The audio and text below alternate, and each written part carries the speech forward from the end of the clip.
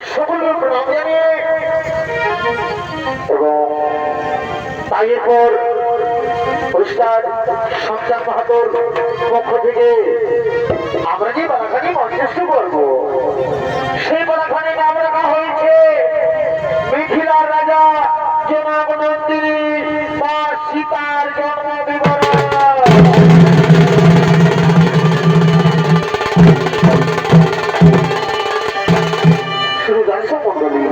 এই ছবিতে বলার মধ্যে এই ছবির মাধ্যমে আপনারা দেখতে পাবেন যে মা সীতা কখন কিভাবে কেমন করে কোথা থেকে জন্মগ্রহণ করেছিলেন সেই ঘটনা আপনাদের ছবির মাধ্যমে দেখতে পাবেন। ওই ছবিতে বলার নাম রাখা হয়েছে মিথিলার রাজা জনক নন্দিনী মা সীতার জন্ম বিবরণ।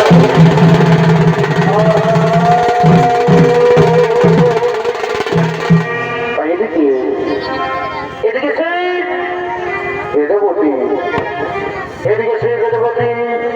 ছুটে চলেছে সেই ফুলের বাগানের দিকে, আর ওদিকে এমন সময় পশু রাজা শম্ভু উনি শম্ভুর সেনাপতি তারাও ছুটে চলেছে সেই ফুলের বাগানের দিকে।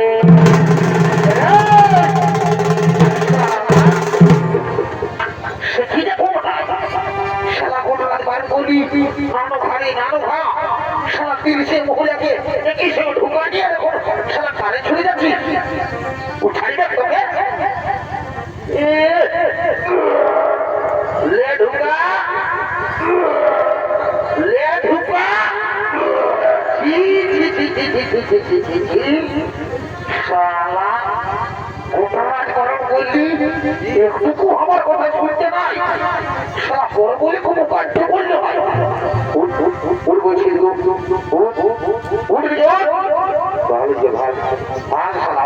উঠকে নাই শালা মার খাবি শালা বমি করে গোটা করে হয়ে আর ভরা দিস এদিকে ভালো দিকে ভাগ এইদিকে ভাগ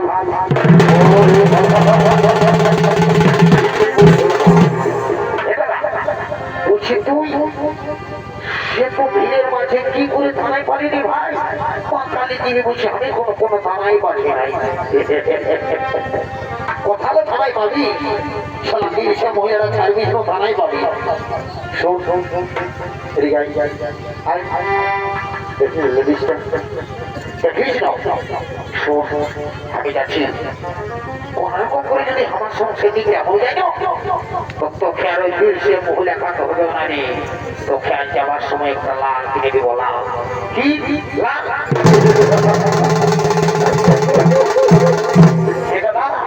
তুই আমাকে লাল কিনে দিবি তুই যেমন তুই ছোট ভাই মনে করে আজ পর্যন্ত ওই ভাই বাবাদেরকে কষতে খাওয়াচ্ছিস আর তুই আমাকে লাল কিনে দিবি তবে প্রথম কারণে কোনো নাম করবি নাই তুই নাম করে না কর আর যে মতটা পাইছি এইকে আমি ছাড়িব নাই তুই চুপচাপ করে বসে থাকবি তোর বউ দেখে গেলে সালাম যাত্রা হলো বয়সটা পাড়াই গেল ওটা কোনা দুটাতে লাগলিস তুই রাত ভাগ ছেড়ে যা যাবি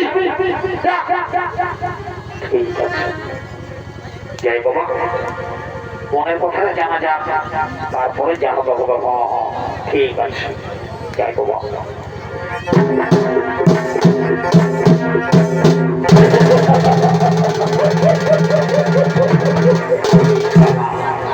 কি বলবো বাপ যে ড্রেসটা ঢোকাচ্ছে ড্রেসটা দেখে তো আমার ডোরে বুকটা করে ধরাস করে কাঁপছে যেগুলো হোক একটা বলতে হবে তারপরে মায়ের গায়ের গাড়ি খাই ঠিক আছে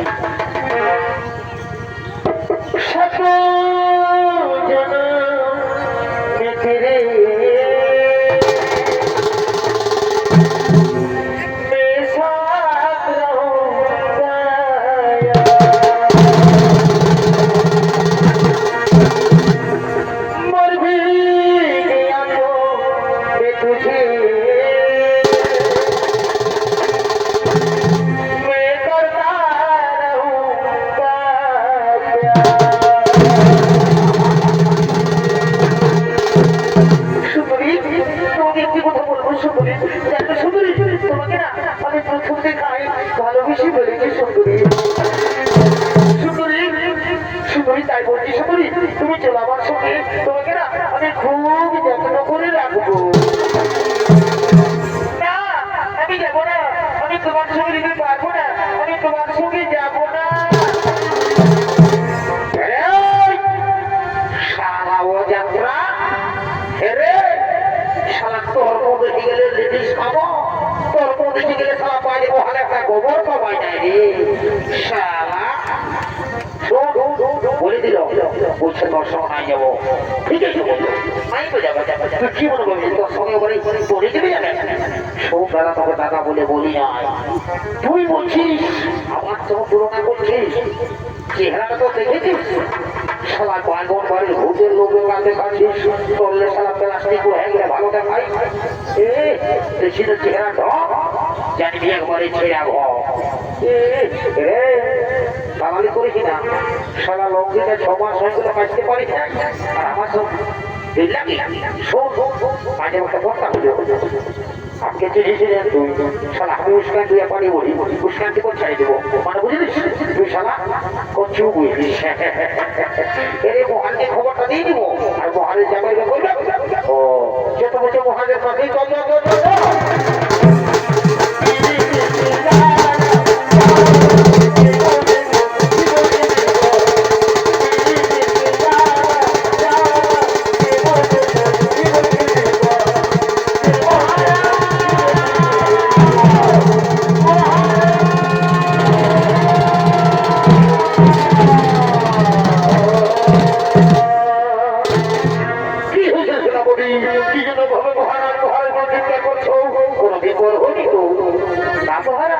আমরা কুশলে রয়েছি মহারাজ আমরা কি খুব অপূর্ব সুন্দরী দেখেছি মহারাজ তাকে শুধু আপনার কাছে অনাবি নারী কে নারী জীবনার কোথায় যাও জীবনার পরিচয় মহারাজ সে হলো দেবগুরু ভীষ্মের পুত্র মনীষী কুশধীর কন্যা নাম তার বেদবতী।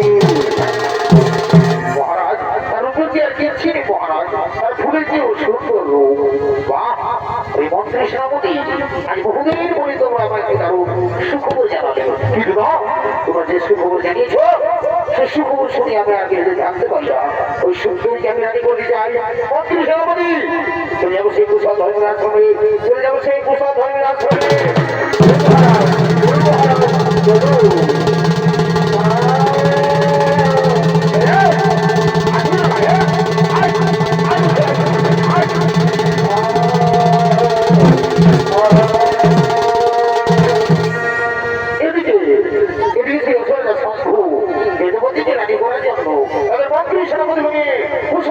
আশ্রমের দিকে আগমন করছে।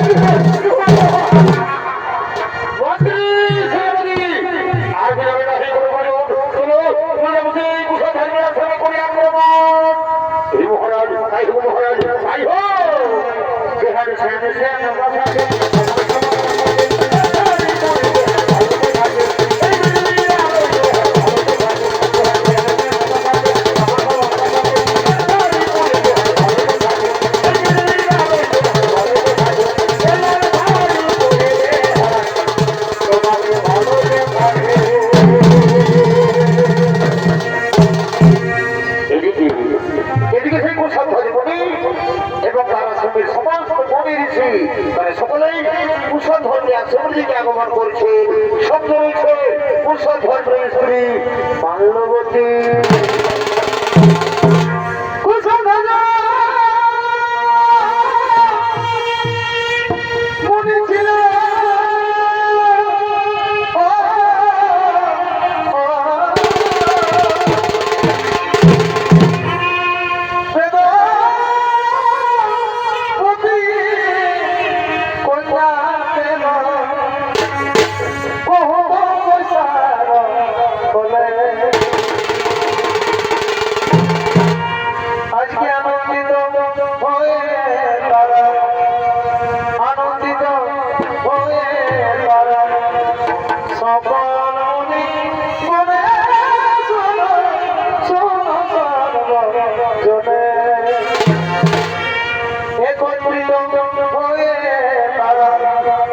সকল মনে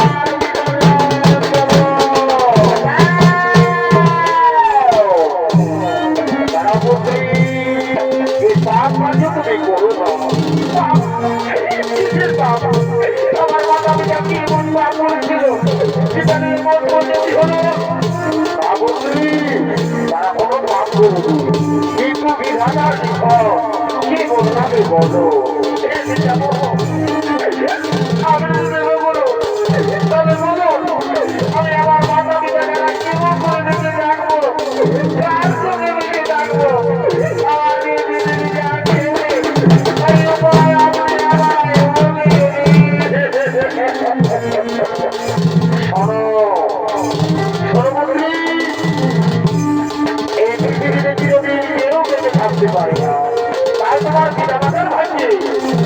চাইলে ছিল মন্ত্রী আর তোমার জীবনের কথা বলছো সোনমন্ত্রী তোমার জন্ম হচ্ছে তুমি শ্রীলক্ষ্মী অংশ মন্ত্রী আমি বলি তোমার জীবন খালি প্রভু শ্রী নারায়ণের চরণে সমর্পিত করো প্রভু শ্রী নারায়ণের চরণে সমর্পিত করো মন্ত্রী আমি এখন আছি বলছি আমি এখন আছি আমি এখন আছি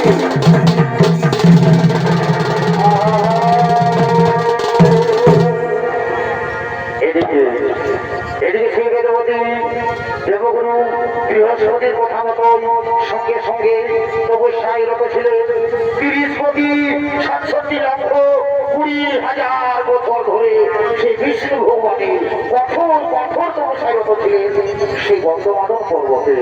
আর যেমন সময় লঙ্কার রাজা রাবণ তার পুষ্পভূমি চলে যেতে যেতে ক্লান্ত হয়ে পড়ে তাই তিনি বিশ্রাম করার জন্য ছুটে চলেছেন সেই গন্ধমাদন পর্বতে আপনাদের মহান রঙ্গমঞ্চে।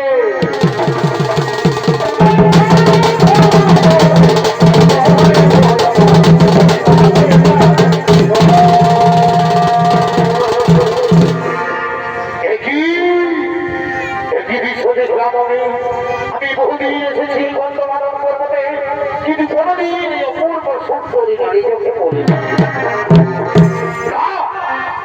সুন্দরী এই সুন্দরী যৌবন দেখে আমি যে পাগল হয়ে গেছি।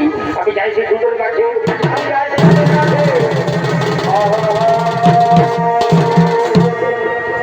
বলি শোনো শোনো সুন্দরী তোমার তপস্যা ভঙ্গ করো সুন্দরী তোমাকে নিয়ে যাবো আমার লঙ্কায় আমি তোমাকে আমার লঙ্কার রাজরানি করে রাখবো সুন্দরী তুমি চলো আমার সঙ্গী।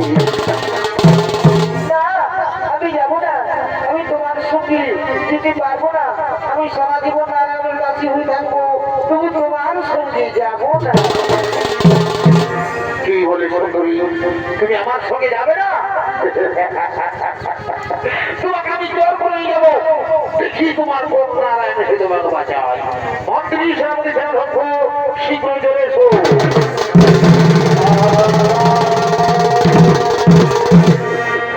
আদেশ করুন মহারাজ।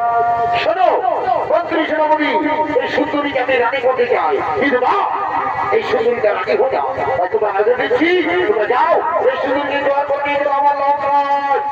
এই মহারাজ তাই হবো মহারাজ তাই হবো।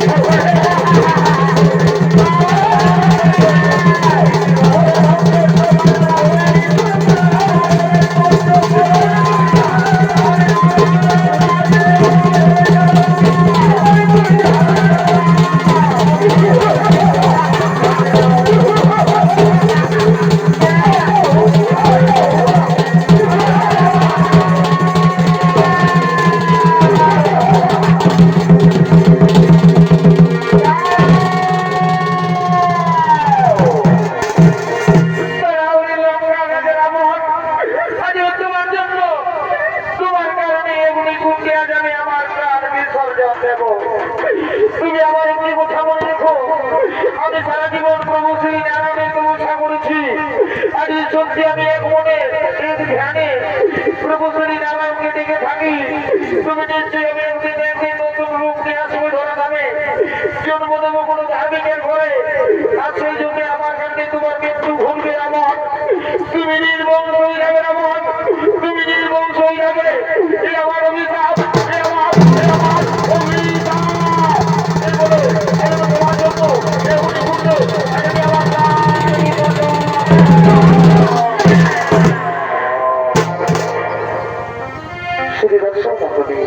এদিকে সেই বেদবতী রাবণের লোকেদার সহ্য করতে না পেরে নিজেই অগ্নিকুণ্ড তৈরি করে সে অগ্নিকুণ্ডে তার প্রাণ বিসর্জন দেবে।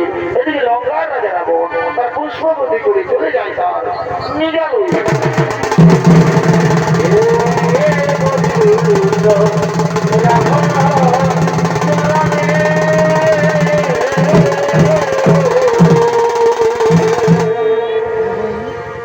এদিকে এদিকে এমন হয়েছে যে প্রবল বৃষ্টির কারণে ক্ষেতের ফসল নষ্ট হয়ে যাচ্ছে। আবার কোনো কোনো জায়গায় অনাবৃষ্টির কারণে চাষের জমি পাথরে পরিণত হয়ে যাচ্ছে। তেমনি একটি জায়গার নাম ছিল মিথিলা। সেই মিথিলা নরেশ ছিলেন রাজা জনক। রাজ্যের লোকের সাথে অনেক অনেক বছর ধরে বৃষ্টি হয়নি, তাই মরুভূমিতে পরিণত হয়ে গেছে। তাই সেই সময় মিথিলা রাজা প্রজা তারা সকলে চিন্তিত ছিলেন। কিন্তু জনক রাজা গুরুদেব রাজা জনককে আদেশ দিয়েছিলেন, বলেছিলেন, হে রাজা জনক, আপনি আর আপনার স্ত্রী যদি সবকিছু ত্যাগ করে প্রজাদের মতো জমিতে নিজেই চাষ করেন তবে হয়তো বৃষ্টি হতে পারে। তাই শুধু তার সম্বন্ধে তাই দিকে রাজা জনক আর গুরুদেবের আদেশ অনুসারে রাজেশ্বরের কোনো কাজ দিয়ে তৈরি করেছে সোনার লাঙল। সেই সোনার লাঙল দিয়ে রাজা জনক চলেছেন চাষের জমি থেকে চাষ করার জন্য।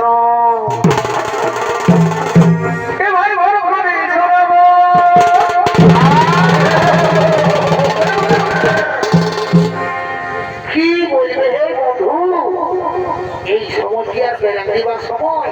ধরো কথাটা বুঝবার চেষ্টা করো। ধরো চাষের দিনটা ভুলে গেছে আর কোনো কারণে যদি জলেই হচ্ছে না তখন মনটা কেমন লাগে বলো? বলো হে, বলো তোমরা বলো।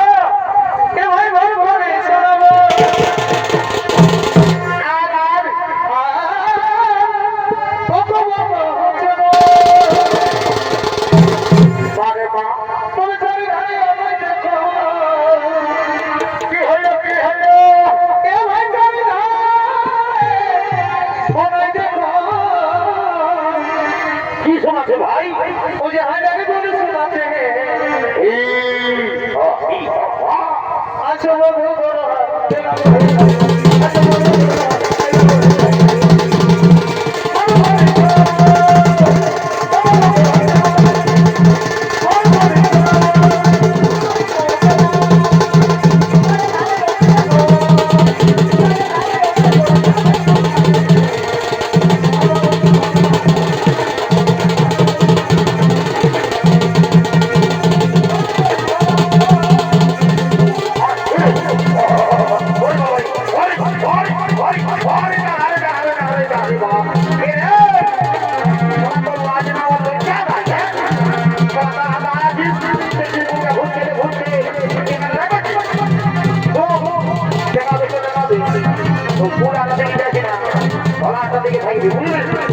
ভুকুর কথা ভাই কিন্তু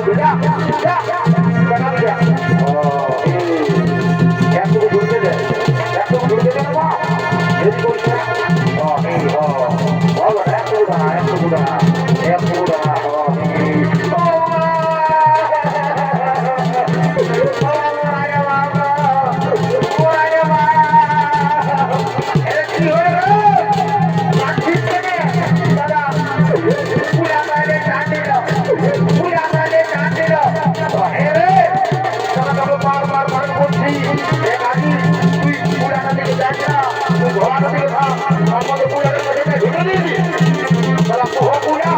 আর গোরকা পুরা এর তো ধরা দিকে যাবে, ধরা দিকে যা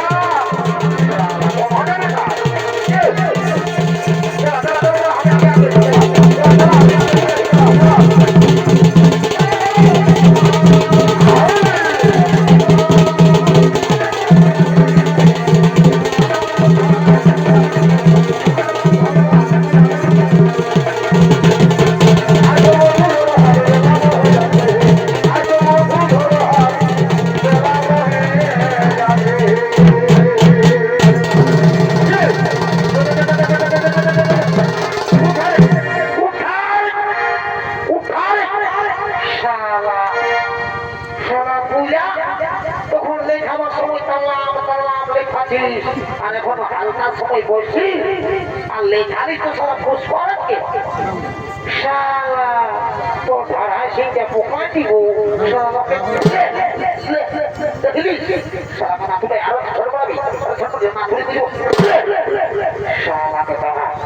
শালাকে ধুলা দিয়ে রগড়ি বড়ি ভাব পাতা নিয়ে ঝগুড়ো মুড়িব শালাকে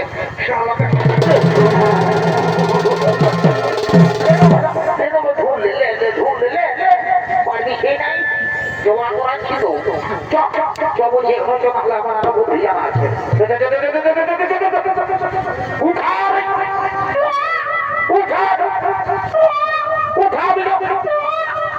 দেখি এভাবে আমার হাত মাটির মধ্যে একেবারে করো দেখি আমার শিশু কন্যা কে সেই শিশু কন্যাকে এভাবে মাটির মধ্যে ফেলে দিয়েছে না না না না এ করবে না মন্ত্রী, মন্ত্রী করে চলেছে। মন্ত্রী তুমি কোথায় যাবো? তুমি এসো আমার কাছে।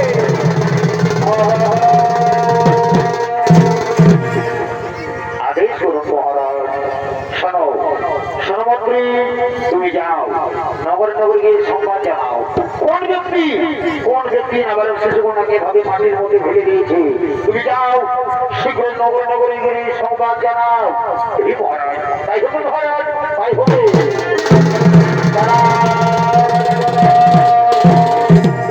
শ্রী দর্শক মন্ডলী, এদিকে রাজা যেন সেই দৈববাণী থেকে শুনতে পাই।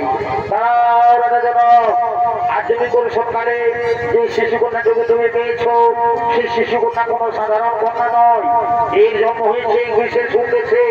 তার সময় এলে তা তুমি বুঝতে পারবে। এই শিশুকন্যাকে তুমি নিজের কন্যার মতো লালন পালন করো, নিজের কন্যার মতো লালন পালন করো।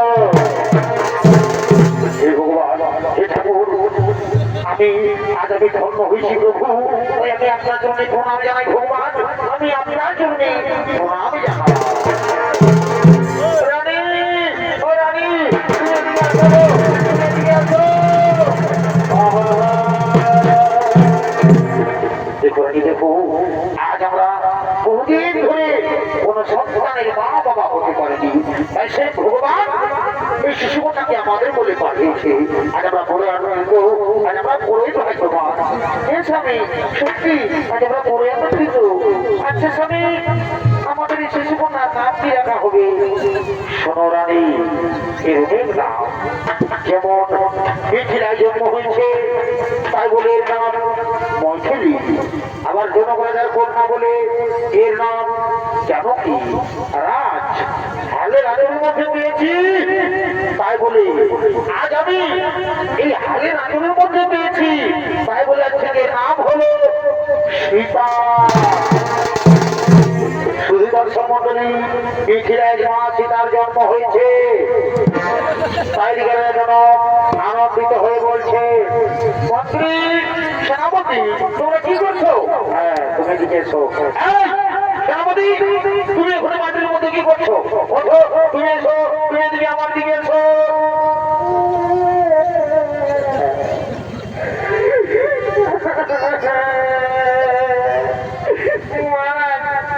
একটু মুক্তিটা খেলতেছিলি আর পেটটায় দাঁড়াচ্ছিল। সেনাপতি তুমি কি এমন মানছো? আজ আমার মান্নার দিন ওই সেনাপতি, আজ আমার আনন্দের দিন। তোমরা যাও নগরে নগরে গিয়ে সমস্ত প্রজাদের আমন্ত্রণ জানিয়ে দাও। আজ আমি বড় আনন্দিত। তোমরা যাও নগরে নগরে সমস্ত প্রজাদের আমন্ত্রণ জানাও।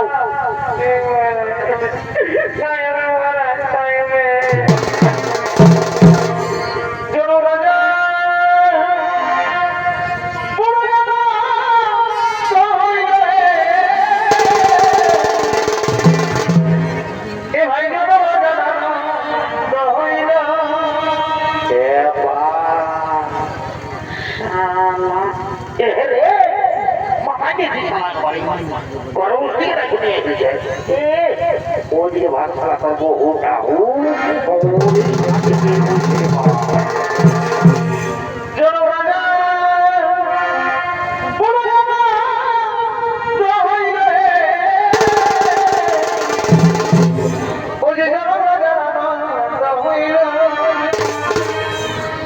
ভাই বাজানো কি সীতা দেবী? কি হলো ভাই? বাজানো কি সীতা দেবী? ঘরকে আলো করিলে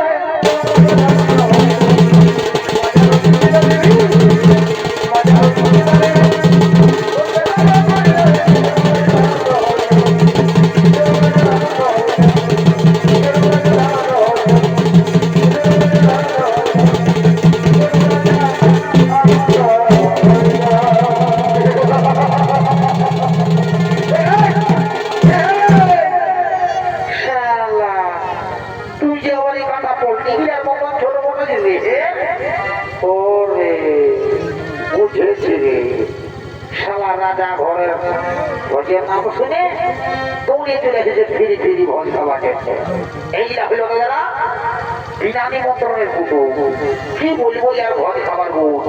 এই ধারে পাশে যদি ভোজের নাম শুনেছে সে বের বিহা ঘর হোক, চাই মরা ঘর হোক, নারায়ণ ঘর হোক, পাকারও দেখাশোনা হোক, এই যদি ভোজের নাম শুনেছে তাহলে ভোজ খাতে রাজারাই চলেছে। আমি এই দিকে আছি আর তুই হাফ দিকে ভাবছি। এদিকে আই, এদিকে আই, স্টেজে ঢুক, স্টেজে ঢুক। দেখতে পাচ্ছি না গোবিন্দার মতো আছি।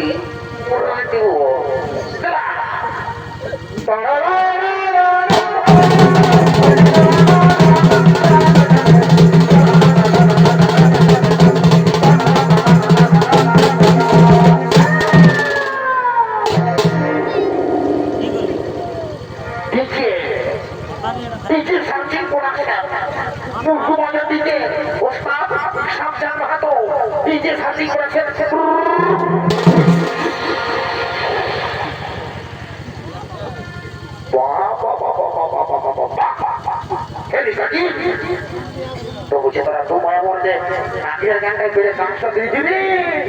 বাবা বাবা বাবা বাবা বাবা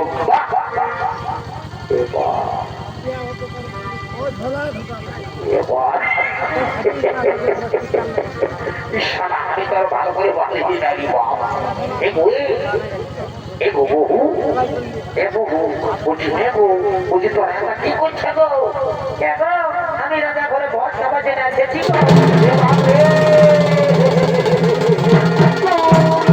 আমি বলবি রে বাপ সালা মাথা খুব মারিছি বহুটার জন্য।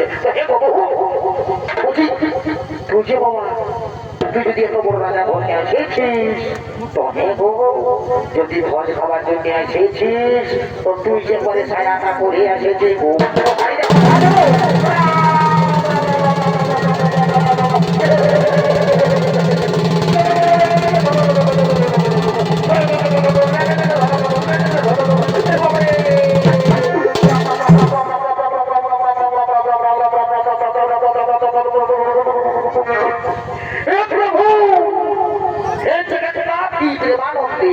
ये क्या हुआ? मेरी बीवी ने साड़ी पहनना भूल गया।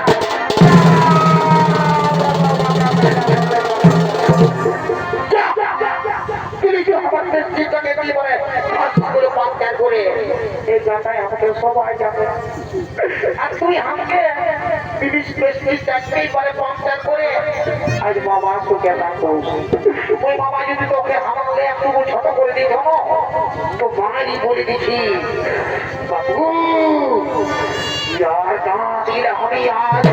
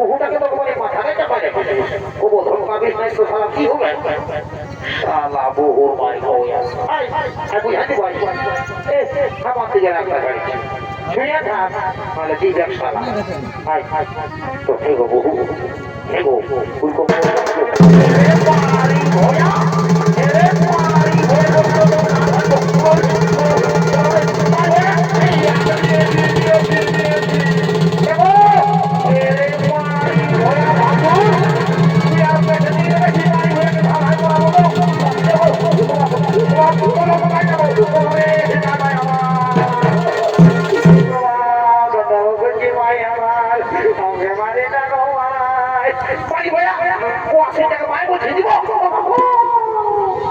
পিতা মায় আমার পিতা মা ওটাকে আমি মরে যাবো তাহলে টাকা বটে তাহলে বটে মারি না পারি ভাইয়া দিব মনে খুঁজে দেখো আপনার বউ দেখো বউ ফোন করলে দিকে তো ফোন করলে বাসুকে নাই মারে দিব খুঁজে তোমার খুঁজি না মায় আমার শালা বহুর মারি খাওয়া শালা মার খাওয়া কোন ধরে গেলি রে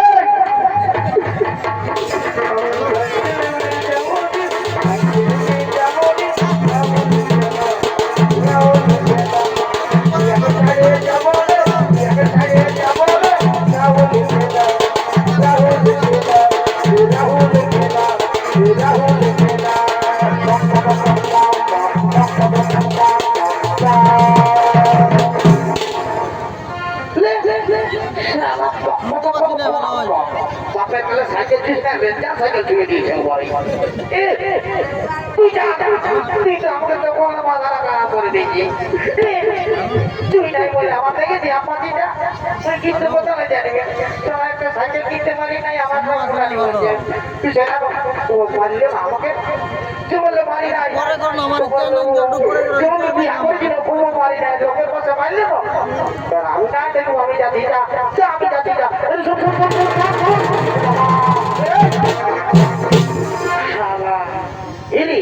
আজ বোঝা ওর সাথে দিনে তুই সারা ঘর ছেড়ে পালাবি আজ সারা কত দিকে লঙ্কা জমাইছে বসে সারা বছর যেমন আজ ভালো করে কাটাই সেই জন্য আজ ঘর আসছে আর তুই সারা ঘর ছেড়ে পালাবি সে বলে বিয়া করলি না কোনো মারি নাই তো তারা যাতে তো যাবোই আমি আমি না দেখবো একটা কান্না ঘটাই যাবো তুই সেরা আমাকে দিলে সেরা সেরা সেরা আমি আগে দিকে ঢুকছে আগে দিকে ঢুকছে দেখে নাই কেউ তারা মারলি না তুই লোকের পাশে মারলি না আমি তোকে ভেসাই হলো তুই বলা না তারা এক হ্যাপি মারি ভয়া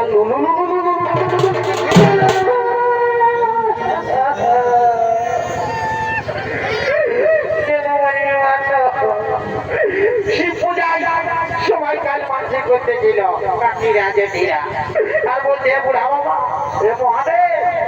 যেমন আমার স্বামী তীর বাঁধে আর দেখো কাকি কত মানছে আমরা তোমরা মানসিক করছো আর এই মানছে আজ আমি মানসিক করবো তাই মারি বলে দিচ্ছি যে পোল্ট্রি মাংস খাইছিলে তো কমে দিয়ে দিয়েছিল 3-4 করে খাইছি আবার তো 3-4 পোল্ট্রি মাংস খাইয়ে আমি এখন মানসিক করছি আর বুড়া বাবাকে বলবো নিশ্চিন্ত করে বুড়া বাবা আমি রাতের পোল্ট্রি মাংস খাইয়ে মানসিক করছি যেমন আর মাথাটা উপরে ভরে যায় তাই আমার বুঝাই ভরে যায় জয় বুড়া বাবা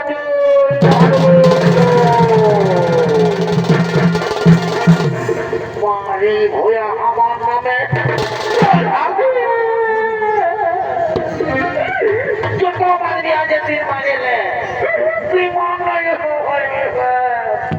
তত মাথাটা উপরে হবে তখন বুঝাতে লাগবি না তখন কোথায় জানিয়ে যায় ভাত ধুয়া ঝুলে দিব একেবারে ঝুলে দিব ফুটবল গ্রাউন্ডের মতো বুঝলি মারি ভয়া এদিক খাল ভরা এদিক কুদরা মোহা এদিক কালির মাথা তুই আমার বরদ বটি হলো তোকে এত লোকের মাঝে এত ভিড়ের মাঝে আমি তোকে বলবো মারি ভয়া এরে এরে কুদরা এরে এরে রে রে রে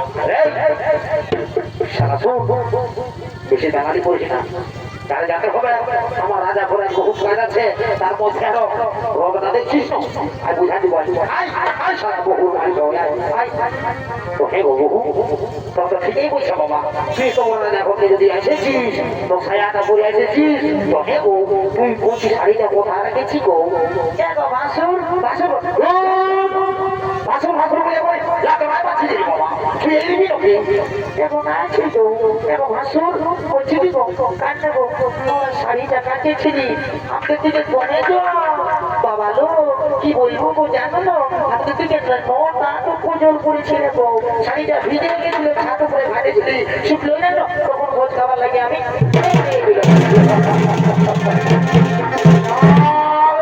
ঠিক আছে জল মুড়ি তোমাকে রাজা ঘরে লেগে জল মুড়ি তোমাকে উড়ে দিলে সাজে জল মুড়ি পয়সা খাওয়া দিব বলছে জল মুড়ি জল মুড়ি জল মুড়ি শালা জল মুড়ি শালা নিজে খাতে জুটছে নাই শালা ঝাল মুড়ি ঘিটা মহা শালা তোর হাতে কে ঝাল মুড়ি খাবে রে শালা বহুর মারি খাওয়া রাজা ঘরে ভোজ খাওয়াচ্ছে রে শালা কায়দা কারখানা লাগাচ্ছে ওদিকে পেছে পেছে রাজা ভোজ খাবি রে যা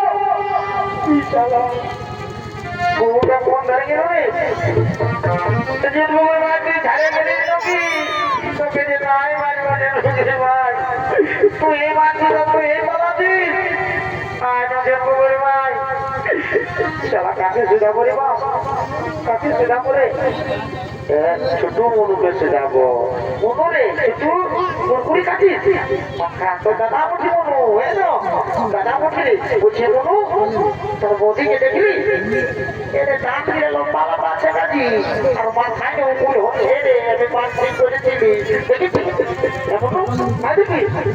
মনু তো দাদা উঠি দিয়ে মনু বলে রে ও আগে আমি নাই বাজবো জানি না বলে দে মনু আমি ওই টাকা পেয়েছি যাবো পুড়িয়ে আমি যাচ্ছি টাকা দিকে যাচ্ছি আমি যারা আমি ধারাই বাজবো জানি না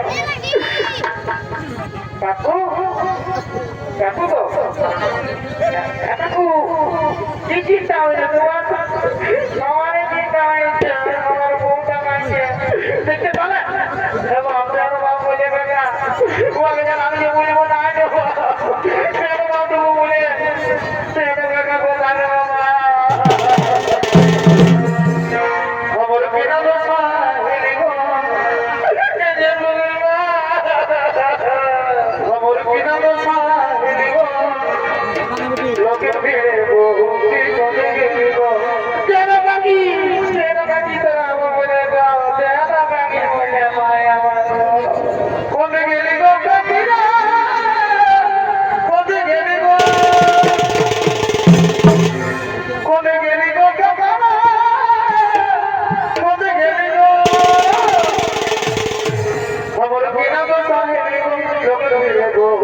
Thank you.